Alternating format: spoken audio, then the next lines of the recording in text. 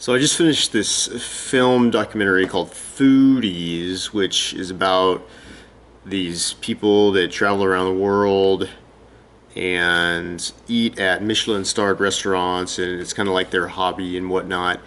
And for example, Andy Haler has eaten at every Michelin-starred restaurant in the entire world. I think they said in the movie he may be the only person who have ever done that.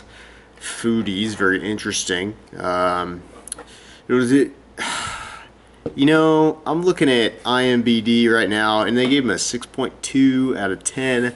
Yeah, I kind of agree. I was not really captivated, and I was really excited because I'm pretty passionate about food. But it was very dry, extremely dry.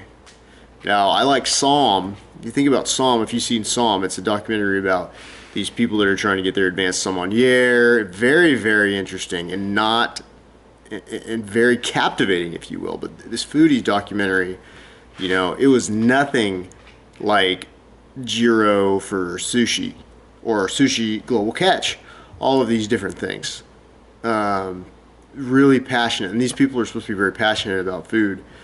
One thing that was interesting to me is that apparently there's some acrimony to these people in the food community that claim to be foodies, and people are saying, well, it's more about world hunger than and hungry mouths, than going out and eat fine dining.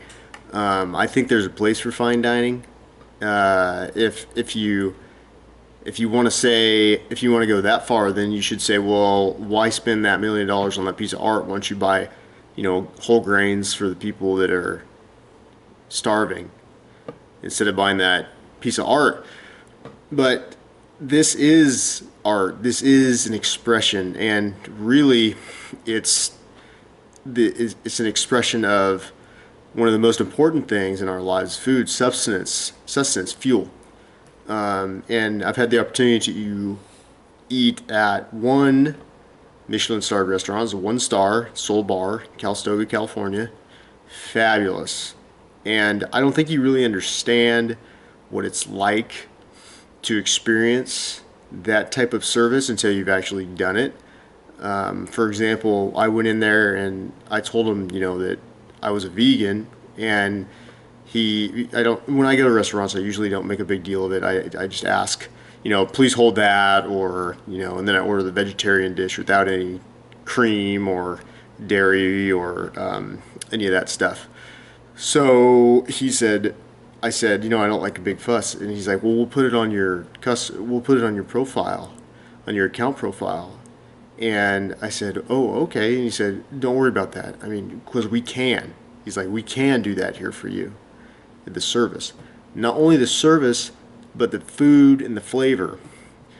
Unless you've eaten at from a chef that can really combine flavors, and I believe that's really the only place I've ever truly experienced that, where for example, there was an avocado jalapeno puree, and that just sounds awful, right? But the chef was able to combine just the right amounts of avocado and just a mild flavor of the jalapeno included in this wonderful salad, with each flavor being, and there were more flavors in there, I can't remember, it's been a while, but each flavor was individually recognizable and enjoyable. That is a very difficult thing to do. That is a very difficult task to do. So I don't really have a problem with celebrating these people.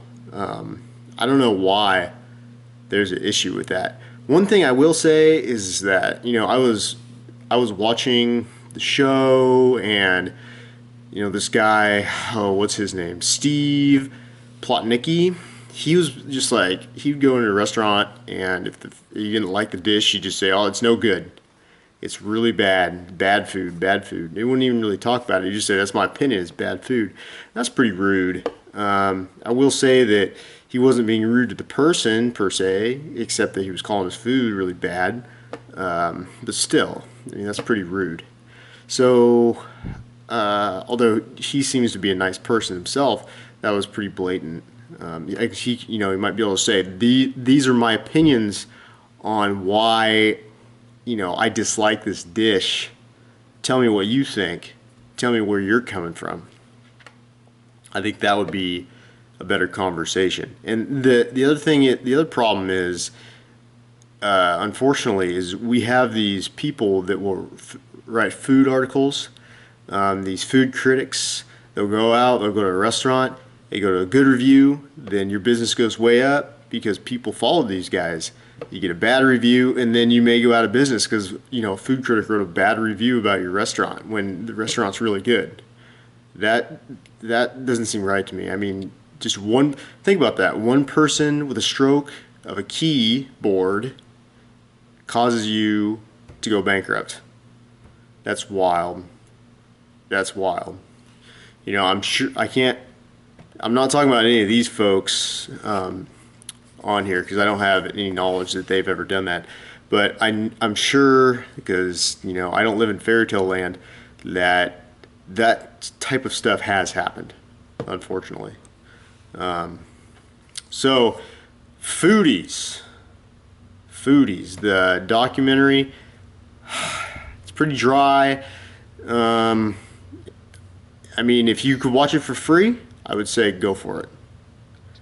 That's what I think about Foodies.